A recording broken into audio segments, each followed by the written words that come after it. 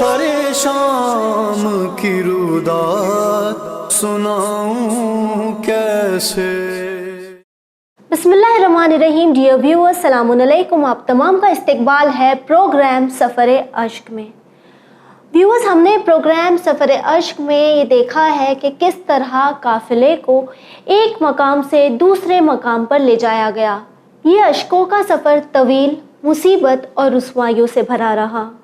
یہ ایک ایسا سفر رہا جہاں ہر قدم پر اسیران اہل بیت کے لیے ایک نئی رسوائی، ایک نیا مظالم تھا۔ یا ہم یوں کہیں کہ ظالموں نے اہل حرم کو ایموشنلی، فزیکلی، مینٹلی ہر اعتبار سے ٹارچر کیا، انہیں پریشان کیا، یہاں تک کہ ہم دیکھتے ہیں اب یہ قافلہ ایک مقام سے دوسرے مقامات کو طے کر کے حلب تک پہنچ چکا ہے۔ ہمارے آج کے ایپیسوڈ میں ہم دیکھیں گے کہ حلب کے بعد انہیں کن مقامات پر لے جایا گیا اور وہ کون سی پریشانیاں تھیں، کون سی مصیبتیں تھیں جو اہل حرم نے برداشت کی۔ تو آئیے سب سے پہلے استقبال کرتے ہیں سسٹر عظمی رضوی کا۔ سسٹر السلام علیکم۔ وعلیکم السلام ورحمۃ اللہ وبرکاتہ۔ سسٹر، ہم نے دیکھا کہ کس طرح اب یہ قافلہ حلب یعنی الیپو پہنچ چکا ہے۔ تو اگر ہم بات کریں حلب کے مصائب کی تو یہاں پر بھی کئی ایسے مقام تھے جو مخالف اہل بیت تھے، لیکن کیا حلب میں اور بھی کوئی ایسا واقعہ یا کوئی ایسی مصیبت آئی جس نے اہل بیت کے غم میں مزید اضافہ کیا ہو؟ اعوذ باللہ من الشیطان اللعین الرجیم، بسم اللہ الرحمن الرحیم۔ یہ قافلہ تمام تر غموں کو سمیٹتا ہوا آگے بڑھ رہا تھا، یہاں تک کہ مقام حلب کے ایک اس علاقے میں بھی پہنچتا ہے کہ جہاں پر ایک نئی مصیبت، ایک تازہ مصیبت اور جس کا سامنا کرنا ہے اہل حرم کو، اور یہاں پر ایک نئی مصیبت جس کا سامنا کرنا پڑا وہ یہ تھی کہ جب یہ قافلہ اسیران اہل حرم کا قافلہ،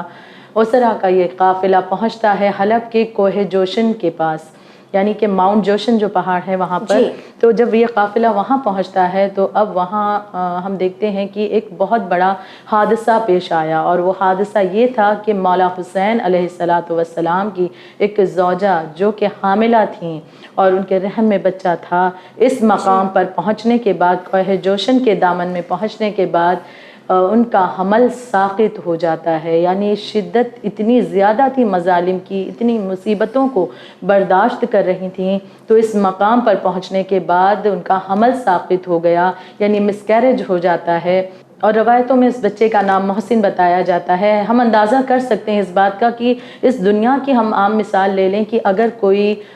لیڈی کوئی پریگننٹ ہوتی ہے، کوئی عورت حاملہ ہوتی ہے تو اس کا کس قدر خیال کیا جاتا ہے، بہت زیادہ اس کا خیال کیا جاتا ہے کہ اسے منع کیا جاتا ہے کہ آپ کوئی کام نہ کریں، آپ آرام کریں، دوائیں برابر وقت پر لیں، غذا کا خیال رکھیں، کھانے پینے کی چیزوں کا اس کے دھیان رکھا جاتا ہے، خیال رکھا جاتا ہے۔ لیکن ہم یہاں دیکھتے ہیں کہ اسیران اہل حرم کتنی مصیبتوں کا سامنا کر رہے ہیں، انہیں غذا بھی دی نہیں جا رہی، بلکہ غذا، انہیں طعام، انہیں پانی فقط اتنا دیا جاتا تھا کہ وہ زندہ رہ سکیں، تاکہ ان پر اور ظلم کیا جا سکے۔ بالکل، بس یہی وجہ تھی کہ انہیں زندہ اس لیے رکھا جا رہا تھا کہ ہم ان پر اور مظالم ڈھا سکیں اور اپنا سیاسی جو بھی ان کا پہلو تھا اسے اور یہ مضبوط کر سکیں۔ لہٰذا اپنے فائدے کے لیے یزید نے یہ تمام حکم دے رکھا تھا کہ جیسا کہ ہم نے شروع میں ہی جانا کہ اس لشکر کو بہت ہی مصیبتوں کے ساتھ لے جایا جائے، شام کی طرف لے آیا جائے۔ لہٰذا ہم دیکھتے ہیں کہ وہ مصیبتیں یہاں تک کہ بی بی اس مقام پر برداشت نہ کر سکیں اور ان کا حمل ساقط ہو جاتا ہے۔ لیکن ہم اس مقام پر ایک اور معاملہ یہ بھی دیکھتے ہیں کہ انسانیت کا تقاضا کیا ہے کہ اگر کسی پر مصیبت آ جاتی ہے، مصیبت آنے کے بعد جب کوئی غیر اس مصیبتوں کو دیکھتا ہے تو لوگوں کے دل، غیر ہو دشمن کیوں نہ ہو، اس کا بھی دل بھر آ جاتا ہے۔ لیکن یہاں پر ہم دیکھتے ہیں کہ ایسا کوئی معاملہ نہیں ہے کہ بی بی کا حمل ساقط ہو گیا، امام حسین علیہ السلام کی ایک زوجہ کا حمل ساقط ہو جاتا ہے لیکن ان پر کسی نے رحم نہ کیا، یہاں تک کہ وہاں پر ایک مائن تھی، گولڈ مائن تھی جس میں مزدور کام کیا کرتے تھے۔ اسیران اہل حرم نے ان سے مدد بھی طلب کی ہے لیکن ان لوگوں نے مدد دینے سے انکار کیا، نہ صرف انکار کیا بلکہ برا بھلا بھی کہا ہے۔ اللہ نہ کرے اگر خدا نخواستہ کسی پر یہ مصیبت ایسی آ جائے کہ کسی کا بچہ فوت ہو جائے یا کسی کا مسکیریج ہو جائے تو اسے اس وقت کس قدر اس کی طرف خیال رکھنے کی ضرورت ہوتی ہے. اسے میڈیکل فیسلٹیز مہیا کی جاتی ہیں کہ اسے کوئی طرح کی پریشانی نہ ہونے پائے. لیکن ہم یہاں دیکھتے ہیں کہ اگر وہ مدد طلب کر رہے ہیں اسیران اہل حرم تو انہیں برا بھلا کہا جاتا ہے, انکار بھی کیا جاتا ہے. اس مقام پر آج بھی زیارت گاہ بنی ہوئی ہے, لوگ زیارت کے لیے جاتے ہیں اور اس مقام کا نام مشہد السقط کے نام سے یہ مشہور ہے اور جو کہ آج بھی ہمیں وہاں پر ملتا ہے. یہ زیارت گاہ لوگوں کے لیے مقام بنا ہوا ہے, یعنی کہ اس مقام پر پہنچ کر اس ایک بڑی مصیبت کا بھی سامنا اسیران اہل حرم کو کرنا پڑا. یہ بھی واقعہ تاریخ میں پایا جاتا ہے. سسٹر, وہ چیزیں جو سن کر جو کہنے میں ہمیں اتنی تکلیف ہو رہی ہے, نہ جانے امام سجاد اور بیویوں نے ان مصائب کو کس طرح برداشت کیا ہوگا. اور شاید یہی وجہ ہے کہ ان مقدس ہستیوں کا گزر جہاں سے بھی ہوا تو جو ایمان والے تھے وہ سوچنے پر مجبور ہو گئے. تو وہیں اگر ہم بات کریں دوسرے لوگوں کی, غیر مسلم کی, تو کیا ہمیں ایسا کوئی واقعہ تاریخ میں ملتا ہے کہ بیویوں کی یا امام سجاد علیہ السلام کی اسیران کربلا کی حقانیت کو دیکھ کر کوئی ایمان لے آیا ہو یا کوئی ان کی طرف متوجہ ہوا ہو؟ جی, واقعہ اس کے متعلق تاریخ میں بہت سے ایسے پائے جاتے ہیں. یہاں تک کہ راہب کا ایک واقعہ آپ کے سامنے ذکر کرنا چاہوں گی کہ ایک غیر مسلم ہے اور اسلام کا ماننے والا نہیں ہے, لیکن اس کے دل میں بھی کس انداز سے محبت آل رسول پیدا ہوتی ہے اور اس نے اپنی نجات کا پروانہ حاصل کیا ہے کہ مقام قنسرین کا واقعہ تاریخ میں رقم کیا گیا ہے. اور یوں تو ہم جب روایتوں پر غور کرتے ہیں تو کئی مقامات کوفہ سے لے کر شام کی راہوں میں کئی ایسے مقامات تھے کہ جہاں پر دیر راہب یا راہب کے ایمان لانے والے کچھ واقعات پائے جاتے ہیں. کچھ الگ مقام کا بھی کبھی کبھی ذکر ہے کہ اس مقام سے مناسبت راہب کا واقعہ رکھتا ہے, لیکن یہاں پر جو روایت مل رہی ہے کہ قنسرین کے مقام پر ایک واقعہ راہب کا موجود ہے کہ جب یہ قافلہ یہاں پہنچتا ہے تو راہب اپنے دیر سے باہر دیکھتا ہے تو یہ کیا دیکھتا ہے کہ سرہائے شہداء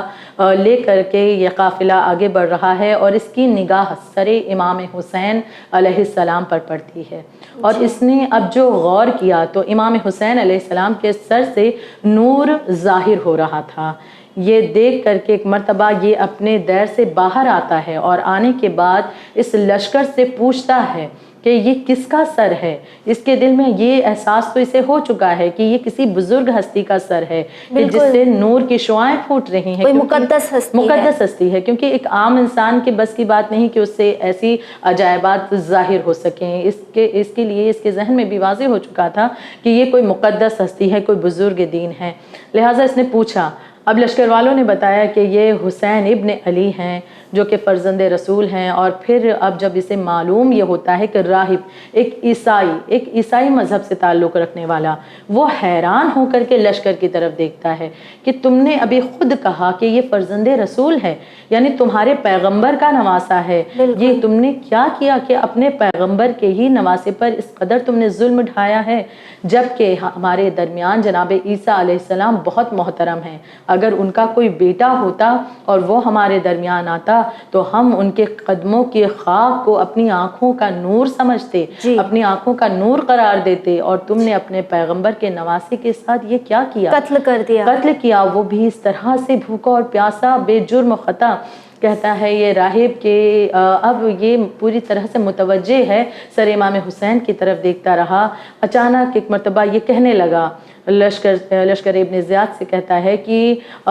یہ سر کچھ دیر کے لیے میں تم سے گزارش کرتا ہوں کہ مجھے دے دو. اب یہ بے دین افراد جو کہ فقط دنیا کی لالچ رکھتے ہیں, دولت کے لیے ان لوگوں نے یہ تمام قتل و عام ہی کیا کہ انہیں دولت چاہیے تھی, دنیا چاہیے تھی, دنیا کے آرام و آسائش چاہیے تھی، لہٰذا ان لوگوں نے انکار کیا۔ راہب اب تک یہ تو سمجھ چکا تھا کہ یہ بے دین افراد، انہیں دنیا سے بڑی محبت ہے اور دولت کی بھی لالچ ہے، بالکل، لہٰذا اس نے ایک پیشکش کی کہ میرے بزرگوں نے 10,000 درہم مجھے میراث میں دیے تھے ان کی طرف سے، یعنی مجھے وراثت میں ملے ہیں 10,000 درہم، وہی میرا کل سرمایہ ہے، میں وہ کل سرمایہ تمہیں دینے کے لیے تیار ہوں، لیکن کچھ دیر کے لیے مجھے سر امام حسین دے دو۔ یعنی اپنا کل سرمایہ یہ دینے کے لیے تیار ہے۔ کون؟ ایک عیسائی ہے، کلمہ پڑھنے والا نہیں ہے وہ رسول کا، وہ اسلام پر ابھی تک ایمان بھی نہیں لایا ہے، وہ مسلمان بھی نہیں ہے، ابھی اسے معلوم ہوا ہے کہ یہ مسلمانوں کے پیغمبر کا نواسا اور ان مسلمانوں نے ہی اسے قتل کر دیا، انہیں قتل کر دیا ہے، لیکن اس کے دل میں اب محبت اس طرح سے جوش مار رہی ہے کہ اپنا کل سرمایہ دیتے وقت ایک لمحہ بھی یہ ہچکچایا نہیں، اس نے سوچا نہیں، اور بہت مطمئن انداز سے، یعنی ایک دم اطمینان کے ساتھ بالکل سیٹسفائیڈ ہو کر کے اس نے وہ 10,000 درہم پیش کر دیے۔ اور جیسا کہ یہ لشکر باطل تھا، لشکر بے دین تھا، اسے دولت کی آرزو تھی، اسے یہ دولت مل گئی، خوشی ہو گئی کہ ہاں 10,000 درہم مل جائیں، کچھ دیر کے لیے سر حسین دینے میں حرج کیا ہے؟ لالچ، یقیناً۔ سر حسین ان لوگوں نے راہب کے حوالے کیا، راہب اس سر حسین کو بہت ہی احترام سے لیتا ہے اور لے کر کے اپنے حجرے میں آیا اور وہاں پر اس نے عرق گلاب سے اسے معطر کیا، سر کو دھلا ہے، صاف کیا ہے، اور اس کے بعد میں خون کو صاف کرتا ہے، چہرے سے روتا جاتا ہے، گریا کرتا جاتا ہے، اور ایک مرتبہ گریا کرتے کرتے یہ سر حسین سے کہتا ہے کہ یوں تو میں جان گیا کہ آپ کون ہیں، لیکن یا خدایا، یہ خدا سے بھی دعا کر رہا ہے اور سر حسین سے بھی مخاطب ہو کر کہہ رہا ہے کہ میں چاہتا ہوں کہ آپ اپنا تعارف کروا دیں مجھے۔ اب ایک مرتبہ سر حسین اس راہب کے لیے گویا ہوا کہ تم جانتے ہو کہ میں کون ہوں۔ سر حسین نے کہا انا ابن محمد المصطفیٰ، انا ابن علی المرتضیٰ، انا ابن فاطمۃ الزہرا سلام اللہ علیہا، میں نواسۂ رسول، میں فرزند رسول ہوں، میں علی مرتضیٰ کا بیٹا ہوں، میں فاطمۃ الزہرا کا بیٹا ہوں، مجھے بے جرم و خطا قتل کیا گیا۔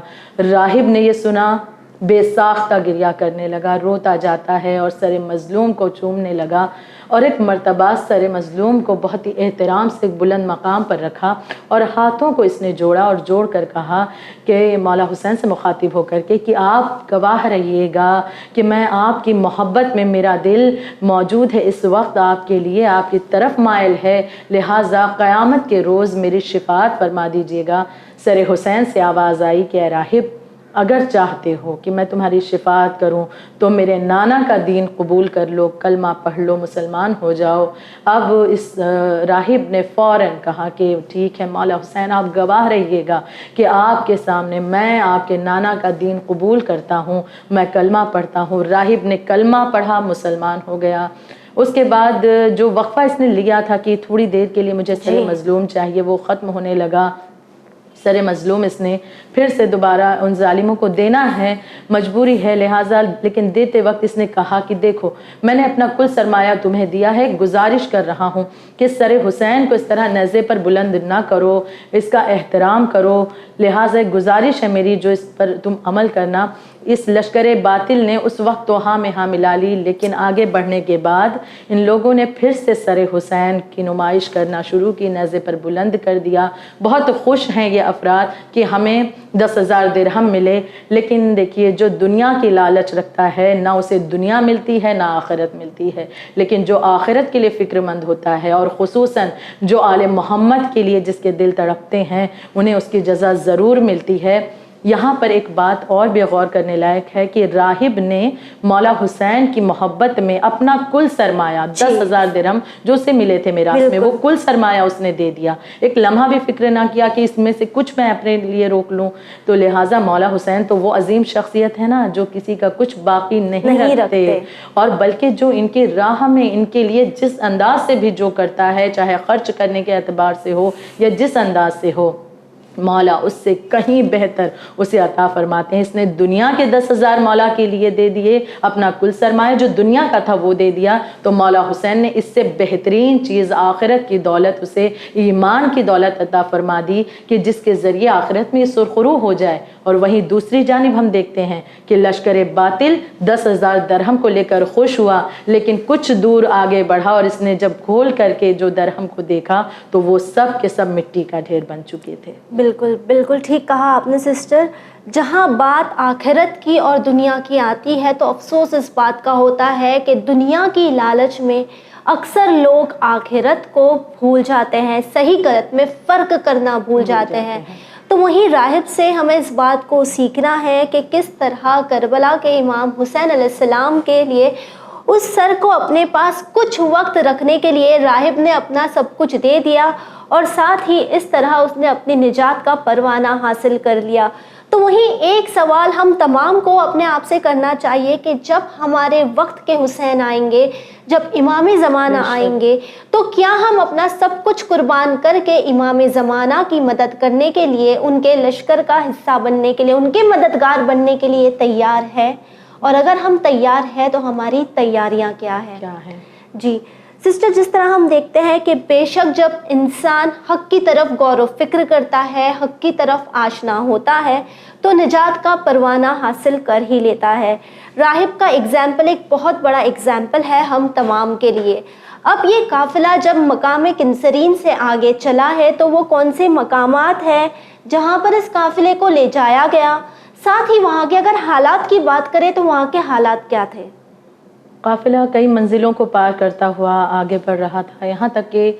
منزل سرمدین پر پہنچتا ہے، اور یہ وہ مقام تھا کہ جہاں دوستداران اہل بیت تھے، اور جب انہیں یہ اطلاع ہوتی ہے کہ اسیران اہل حرم کا قافلہ آ رہا ہے تو ان لوگوں نے لشکر ابن زیاد سے اپنی بیزاری کا اظہار اس طرح سے کیا کہ شہر کے دروازے ان لوگوں نے بند کر دیے کہ ہم شہر میں تمہیں داخل نہیں ہونے دیں گے، اور اپنے گھر کی چھتوں پر چڑھ کر ان لوگوں نے لشکر ابن زیاد کو لعنت ملامت کیا ہے۔ صرف یہی نہیں، ان لوگوں نے لشکر ابن زیاد پر پتھر بھی برسائے کہ تم نے آل رسول کے ساتھ یہ کیا کیا، تم نے ان پر اس قدر ظلم ڈھایا اور اب انہیں قیدی بنا کر دیار بدیار پھرا رہے ہو۔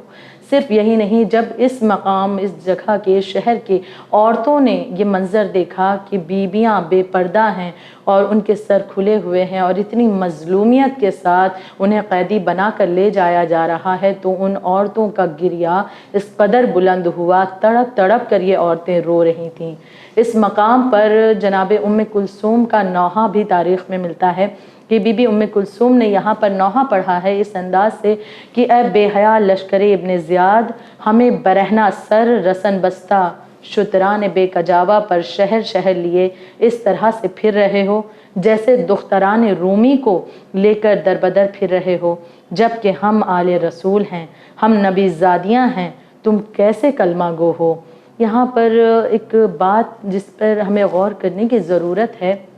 کہ اکثر جو ظلم کرتا ہے، جو ظالم ہوتا ہے، وہ اپنے ظلم کو چھپانے کے لیے ظالم اکثر یہ بھی بہانے کر دیا کرتا ہے کہ جب اس کا ظلم پکڑ میں آتا ہے تو وہ اپنے آپ کو اس ظلم سے بری کرنے کے لیے، بچانے کے لیے، یا اپنے آپ کو بے قصور بتانے کے لیے اس بات کو کہہ دیا کرتا ہے کہ مظلوم کے بارے میں ہم جانتے نہیں تھے کہ وہ کون ہے، لہٰذا ہم سے جانے انجانے میں غلطی ہو گئی، ہم نے ان پر انجانے میں ظلم کر دیا۔ اگر ان مظلوموں نے ہمیں اپنے بارے میں بتایا ہوتا تو ہم ان پر یہ ظلم نہ کرتے۔ ہم یہ دیکھ رہے ہیں کہ اسیران آل محمد اتنے بڑے غم و مصائب کا سامنا کر رہے ہیں، لیکن اس کے باوجود کتنی حکمت اور دانش مندی کا بھی مظاہرہ اہل بیت اطہار نے کیا ہے۔ یعنی اس اسیری کے باوجود، اس قید کے باوجود اتنے مصائب ہیں، اتنے غم، اتنی مصیبتیں، ہر لمحہ ایک نئی مصیبت، کتنے مظالم، بے پردگی کا عالم، لیکن اس کے باوجود حکمت اور دانشمندی اس انداز سے ہے کہ اسیران آل محمد نے اپنے آپ کو پہچنوایا ہے، بارہا پہچنوایا ہے، چاہے وہ کربلا ہو، چاہے کربلا سے لے کر کوفہ کی راہ ہو، چاہے کوفہ سے لے کر شام کی راہوں میں ہو، لیکن اپنا تعارف کروایا ہے۔ صرف یہی نہیں، کبھی ابن زیاد کے دربار میں بھی خود کا تعارف کروایا کہ لوگ آگاہ ہو جائیں، کل کوئی یہ نہ کہہ سکے کہ ہم تو جانتے نہیں تھے کہ یہ افراد کون ہیں۔ یہاں تک کہ شام کی راہ میں بھی، شام پہنچ کر بھی، شام کے دربار میں بھی ہر ایک مقامات پر اپنے آپ کا اپنا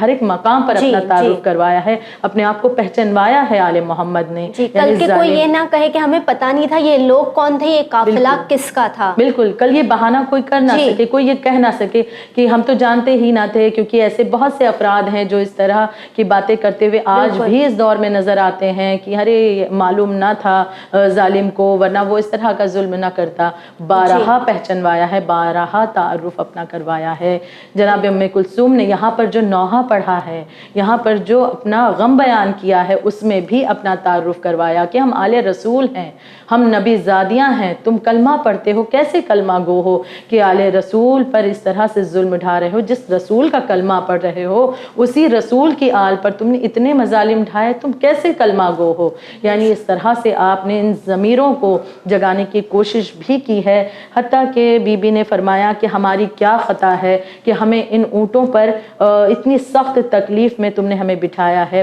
اور تمہیں ہمارا خیال بھی نہیں آتا۔ اپنے اوپر ہو رہے مظالم کا بھی ذکر کر رہی ہیں، یہاں تک کہ اس طرح سے بی بی نے نوحہ پڑھا ہے، اور غرض کے اہل سرمدین نے قافلے کو وہاں پر داخل نہ ہونے دیا، لشکر ابن زیاد کو اجازت نہ دی کہ وہ شہر میں داخل ہو پاتے، اور قافلہ یہاں سے کوچ کر گیا۔ جی بالکل ٹھیک کہا آپ نے کہ چاہے نوحے کے ذریعے ہو، مرثیے کے ذریعے ہو یا خطبے کے ذریعے ہو، ہر مقام پر اہل بیت نے اپنا تعارف ضرور کروایا ہے، اور یہی وجہ ہے کہ ہم دیکھتے ہیں کہ کوئی مقام پر کوئی ایمان لے آیا تو کہیں پر کسی نے ظلم کے خلاف مذمت کی ہو۔ اب جب ظالم نے اپنے ناپاک ارادوں سے نقاب ہٹتے ہوئے دیکھا تو کیا ان ایمان والوں کے سوال اٹھانے پر یہ ظالم چپ رہے یا انہوں نے پلٹ کر کوئی جواب دیا؟ اور اگر ہم بات کریں مقامات کی تو کیا ظلم کے خلاف آواز اٹھانے کے لیے اس سفر اشک میں کسی نے شہادت بھی حاصل کی ہے؟ جب لشکر ابن زیاد سرمدین میں داخل نہ ہو سکا تو اس نے وہاں سے کوچ کیا اور منزل حران میں پہنچتے ہیں۔ اب یہ لشکر منزل حران کا رخ کرتا ہے، اور یہاں پر پہنچنے کے بعد ان لوگوں کا استقبال کیا گیا، شہر کو سجایا بھی گیا۔ اس شہر میں ایک یہودی کا بھی گھر تھا جس کا نام ہے یحییٰ حرانی، حران کا ہی رہنے والا تھا، یحییٰ اس کا نام تھا، لہٰذا وہ شخص جو کہ یہودی مسلک سے تعلق رکھتا تھا اور مسلمان نہیں تھا، لیکن اب جب یہ اپنے گھر سے نکلتا ہے تو دیکھتا ہے کہ اس طرح سے شہر کو سجایا گیا ہے اور اس طرح سے انتظامات کیے گئے ہیں، معاملہ کیا ہے؟ اب دیکھنے کے لیے اپنے گھر سے باہر نکلا تو اس کی نگاہ مولا حسین کے سر پر پڑی۔ اب یہ جو ظالمین ہیں، انہوں نے جو سروں کو نیزوں پر اٹھا رکھا تھا، یہ سوچ کر کے کہ یہ سر ہم انہیں رسوا کریں گے، لوگ دیکھیں گے تو عبرت حاصل کریں گے کہ کوئی ہمارے خلاف کل آواز نہ اٹھا سکے، لیکن ہم دیکھتے ہیں کہ بہت سے مقامات پر یہی سر حسین پر نگاہ کر کے، سر حسین کے ایسے معجزے ہیں جو رونما ہوئے ہیں کہ جن کی وجہ سے لوگوں کے دل کو پلٹتے ہوئے ہم نے دیکھا ہے، لوگوں کے دلوں کو پلٹتے دیکھا ہے کہ لوگ ایمان لے آئے۔ بہت سے ایسے افراد جو دوسرے مذہب سے تعلق رکھتے تھے، لیکن فقط اگر سر حسین کی بات کر دی جائے تو مولا حسین کے سر حسین کے عجائبات دیکھ کر کے، معجزات دیکھ کر کے لوگ ایمان لائے ہیں۔ یہاں پر بھی معاملہ کچھ ایسا ہی نظر آتا ہے کہ یہ یحییٰ نامی شخص جو کہ ایک یہودی ہے، اب جب یہ اپنے گھر سے نکلا کہ معاملہ کیا ہے کہ شہر کو سجایا گیا ہے، یہ کون سے لوگ ہیں، اب اس کی نگاہ مولا حسین علیہ السلام کے سر پر پڑی تو اس نے بغور دیکھا اور سنا بھی کہ سر حسین قرآنی آیتوں کی تلاوت کر رہا ہے۔ اس نے اب جو غور کیا کہ سر حسین تلاوت کر رہا ہے، اسے بہت تعجب ہوا، یہ متعجب ہوا کہ یہ معاملہ کیا ہے کہ ایک کٹا ہوا سر بھلا تلاوت کیسے کر سکتا ہے، وہ بول کیسے سکتا ہے۔ یہ حیران تھا، اس نے اس سر کے بارے میں جاننے کی کوشش کی اور لوگوں سے پوچھا، چونکہ یہودی تھا یہ نہیں جانتا تھا، اس نے پوچھا کہ یہ کس کا سر ہے؟ بتانے والوں نے اسے بتایا کہ یہ پیغمبر رسول خدا کے نواسے کا سر ہے۔ یہ حیران ہو کر کہتا ہے کہ تعجب کی بات ہے کہ ان لوگوں نے اپنے ہی پیغمبر کے نواسے کو قتل کر دیا۔ یہ جملہ بارہا کئی مقامات پر ہم نے دیکھا ہے کہ لوگ کہتے ہوئے نظر آتے ہیں کہ لوگوں کو جو غیر مذہب کے تھے انہیں تعجب اس بات کا زیادہ تھا کہ ہم جس سے مناسبت ہماری ہے، جس نبی یا جس کی طرف ہم رجوع کرتے ہیں، جس پر ایمان رکھتے ہیں، ہم تو اس کا بہت احترام کرتے ہیں، اگر ان کی آل اولاد ہوتی تو ہم ان کا احترام کرتے ہیں۔ یہ کیسے مسلمان ہیں کہ جو اپنے ہی پیغمبر کے نواسے پر اتنا مظالم، اتنے ظلم ان لوگوں نے ڈھائے ہیں؟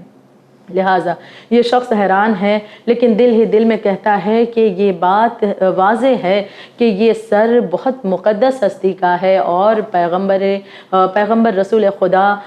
کا نواسا جو ہے مولا حسین علیہ السلام کے بارے میں یہ سوچ رہا ہے، یقیناً یہ برحق ہوں گے، تبھی تو ان سے یہ معجزہ ظاہر ہو رہا ہے، اور اگر یہ برحق ہیں تو ان کے نانا کا دین بھی حق پر ہوگا۔ اب دل ہی دل میں اس نے یہ فیصلہ کر لیا کہ میں کلمہ پڑھ کر کے مسلمان ہو جاؤں، کیونکہ میں نے آج تک ایسا کوئی معجزہ نہیں دیکھا، اور اگر یہ معجزہ دیکھنے کے بعد اب اس کا دل اس طرح سے پلٹ رہا ہے کہ اگر اب بھی میں ایمان نہ لایا تو اب اس سے بہتر دلیل میرے لیے کیا ہو سکتی ہے۔ دل ہی دل میں تمام باتیں کر رہا ہے کہ اچانک بے ساختہ لوگوں سے اس نے بآواز بلند کہا کہ اے لوگوں، گواہ رہنا کہ اس سر حسین کی مظلومیت اور ان کے معجزے کو دیکھ کر کے کہ نیزے پر بھی تلاوت کر رہے ہیں، میں ایمان لاتا ہوں، میں کلمہ پڑھ کر کے مسلمان ہوتا ہوں، میں اپنا یہودی مسلک چھوڑتا ہوں، میں اسلام قبول کرتا ہوں۔ یہودی مجمع میں اعلان کیا اس نے اپنے ایمان لانے کا۔ جی اس مجمع میں اس نے اس یہودی شخص نے اعلان کر دیا، اور بے ساختہ بغیر خوف و خطر کے اس نے اعلان کیا، جبکہ دیکھ بھی رہا ہے کہ اتنا بڑا لشکر ہے جو کہ حق بجانب ہے اہل بیت اطہار، ان حق بجانب اہل بیت اطہار پر اتنا ظلم یہ لشکر باطل کر رہا ہے، تو کہیں ایسا نہ ہو کہ یہ مجھ پر بھی ظلم کرے، لیکن کوئی خوف نہیں، کوئی خطر نہیں، کوئی ڈر نہیں۔ اور یہ واضح ہے کہ جب ایمان کی خوشبو دلوں تک پہنچتی ہے تو انسان کے لیے یہ ڈر، یہ خوف، یہ ختم ہو جایا کرتے ہیں، کہ وہ چیزیں اس کے سامنے واضح ہو جاتی ہیں جو اسے آخرت میں سرخرو کر سکتی ہیں، وہاں کی خوشنودی دلا سکتی ہیں۔ اس شخص کا معاملہ یہی تھا کہ اب اس نے اعلان کر دیا کہ میں مسلمان ہوتا ہوں۔ صرف یہی نہیں، اعلان کر کے خاموش نہ ہو گیا کہ اعلان کر کے اپنے گھر چلا جاتا، بلکہ اس نے کوشش بھی کی، اس نے بے پردہ سروں کو دیکھا ہے، لہٰذا اب یہ جاتا ہے اور کچھ چادریں لے کر آتا ہے اور اسیران اہل حرم کو وہ چادریں پیش کرتا ہے، اپنی نگاہوں کو جھکا کر کے وہ چادریں ان کی خدمت میں پیش کرتا ہے، امام سجاد کے پاس آتا ہے، انہیں تسلی دیتا ہے، ان سے گفتگو کرتا ہے، اپنا حصہ انہیں دیتا ہے۔ لیکن جب اس لشکر بے دین نے یہ منظر دیکھا کہ یہ شخص ایک یہودی اس طرح سے ایمان لے آیا اور یہ چیخ چیخ کر لوگوں سے کہہ رہا ہے کہ میں اس سر حسین کو دیکھ کر ایمان لے آیا، میں ان اسیران اہل حرم کی مظلومیت کو دیکھ کر ایمان لے آیا، اب ان لوگوں کو خطرہ لاحق ہوا۔ ان لوگوں نے اس شخص کو بہت بری طرح سے مارا، اسے بہت اذیتیں دیں، لیکن اس کے باوجود بھی اس شخص کے، اس یحییٰ کے شخص کے جوش میں کمی نہ آئی، بلکہ وہ ایک مرتبہ اٹھ کر کھڑا ہو گیا اور تلوار ہاتھ میں اس نے لی اور ان لوگوں پر اس نے حملہ کیا ہے۔ اکیلا شخص ہے، اس طرف دیکھ رہا ہے کہ لشکر بے دین بہت سے افراد ہیں، لیکن ڈرا نہیں، کیونکہ اسے آخرت کی فکر ہے، کیونکہ اس کے دل میں عشق مولا حسین موجود ہے۔ اب یہ عشق سے اتنی ہمت دے رہا ہے کہ یہ تلوار اٹھاتا ہے اور ان لوگوں سے اکیلا جنگ کرنے کے لیے آمادہ ہو رہا ہے، لیکن چونکہ اکیلا تھا، کچھ دیر کے بعد ان لوگوں نے اس پر بھی حملہ کیا، لیکن اس کے باوجود بھی یحییٰ حرانی نے ان لوگوں پر، ان لشکر بے دین پر اس طرح سے حملہ کیا کہ ان میں سے کئیوں کو واصل جہنم کیا، قتل کر دیا، لیکن آخرکار ان لوگوں کے زد میں آ کر کے یحییٰ کی بھی شہادت وہاں پر واقع ہوتی ہے اور یہ شہادت کا جام پیتے ہیں۔ لہٰذا آل محمد کی حمایت میں شہید ہونے والے کی بھی یہاں مثال ہم دیکھتے ہیں کہ اس سفر میں ہمیں مل رہی ہے۔ اور صرف یہی نہیں، ان کا روضہ بھی آج بھی ہم دیکھتے ہیں کہ شہر حران کا جو دروازہ ہے اس کے اندر ان کا روضہ موجود ہے، اور لوگ وہاں پر بھی زیارت کے لیے جایا کرتے ہیں۔ یعنی انہیں خدا کی طرف سے یہ صلہ بھی ملا ہے، آخرت میں تو سرخرو ہونا ہی ہے، کیونکہ عشق حسین میں انہوں نے اپنی جان کو پیش کیا تھا۔ یہ واقعہ بھی ہمیں شہادت کا تاریخ میں ملتا ہے، اور یہی وجہ ہے کہ ان ظالموں کا نام و نشان ہمیں تاریخ میں نہیں ملتا، لیکن وہ لوگ جنہوں نے حمایت اہل بیت کے لیے آواز اٹھائی ہو، حق اور باطل میں فرق کیا ہو، ان کے مقامات آج بھی موجود ہیں اور انہیں آج بھی یاد کیا جاتا ہے۔ تو وہ کون سے اور مقامات ہیں جو ہسٹری میں ہمیں ملتے ہیں جہاں سے اب اس قافلے کو لے جایا گیا؟ اب یہ قافلہ آگے بڑھتا ہوا مقام شہر مورۃ النعمان پہنچا ہے، اور یہاں پر پہنچنے کے بعد یہ حمایت آل محمد میں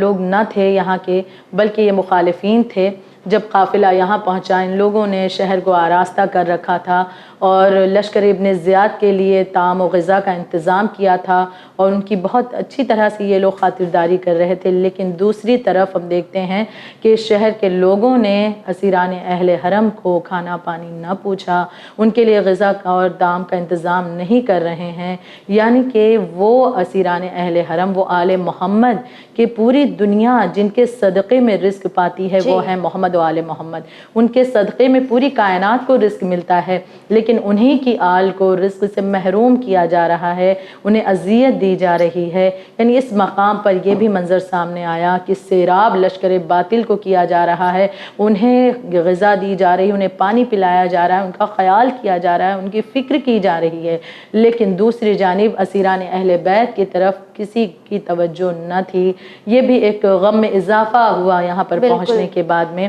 پھر اس مقام کے بعد قافلہ آگے بڑھتا ہے اور منزل شیرز پر پہنچتا ہے، لیکن اب یہاں کے حالات مختلف تھے۔ جیسے ابھی ہم نے دیکھا کہ وہاں پر منزل مورۃ النعمان میں وہاں مخالفین تھے، انہوں نے خیال نہ کیا، وہ در جس در سے کوئی خالی نہیں جاتا، انہیں پانی تک نہیں پوچھا۔ یعنی کہ اس قدر انسانیت مر چکی تھی، ہم کہہ سکتے ہیں کہ لالچ میں دنیا کی یا ان حاکموں کو خوش کرنے کے لیے کہ جن سے کچھ فائدہ ہمیں پہنچ جائے، ہمارے شہر کو کچھ فائدہ پہنچ جائے، تو ان لوگوں نے آل محمد کا پاس نہ رکھا، ذریت رسول کا خیال نہ کیا۔ لیکن قافلہ جب آگے بڑھتا ہے اور مقام شیرز پر پہنچتا ہے، منزل شیرز پر، تو وہاں کے حالات مختلف تھے۔ یہاں کے لوگ دوزداران اہل بیت میں سے تھے، اور جب ان لوگوں کو پتہ چلتا ہے کہ قافلہ اسیران اہل حرم کا قافلہ اس طرح سے تاراج ہو کر کے لایا جا رہا ہے، تو اس مقام پر پہنچنے کے بعد ان لوگوں نے لشکر ابن زیاد پر لعنت کی ہے اور کہا کہ اس لشکر بے دین کو ہم شہر میں اپنے داخل نہیں ہونے دیں گے۔ یہاں تک کہ روایت بتاتی ہے کہ اس شہر کے اعتراف میں ایک خندق تھی، کہ جس خندق کے اوپر ایک برج بنا ہوا تھا، ایک پل بنا ہوا تھا جسے پار کر کے شہر میں آیا جا سکتا تھا۔ ان لوگوں نے یعنی شہر کے لوگوں نے محبت اہل بیت میں اس پل کو گرا دیا کہ یہ لشکر بے دین ہمارے شہر میں داخل نہ ہو سکے۔ یہ منظر اور یہ تمام باتیں ابن زیاد نے جب دیکھی تو اسے بہت زیادہ غصہ آیا اس بات پر کہ ہمیں شہر میں داخل نہیں ہونے دیا جا رہا، اور بلکہ اس انداز سے کوششیں کی جا رہی ہیں کہ ہم داخل نہ ہو سکیں۔ تو یہ کچھ دور پر ٹھہرا اور اس نے خط روانہ کیا ہے یزید کے پاس، اور یزید کی طرف سے جواب آیا کہ اس شہر کو، اس قریہ کو آگ لگا دو۔ ابن زیاد نے ایک مرتبہ پھر سے اپنے ظلم کا مظاہرہ کیا اور اس ملعون نے اس قریہ کو تاراج کیا، اور اس کے بعد یہ قافلہ آگے کی جانب کوچ کرتا ہے۔ یعنی حمایت آل محمد میں بولنے والوں کو یہ لوگ اذیتیں دیتے ہوئے آگے بڑھ رہے ہیں، سفر جاری کر رہے ہیں تاکہ لوگ ہمارے خلاف آواز نہ اٹھا سکیں۔ لیکن خدا کو کچھ اور منظور ہے۔ خداوند عالم نے جس کے دل میں ایمان کی خوشبو رکھی ہے وہ ہر حال میں حق کے لیے آواز کو بلند کرتا ہوا نظر آتا ہے۔ بہرحال یہ قافلہ آگے بڑھا اور اب یہ قافلہ منزل کفرتاب پر پہنچتا ہے، اور جب یہاں پہنچے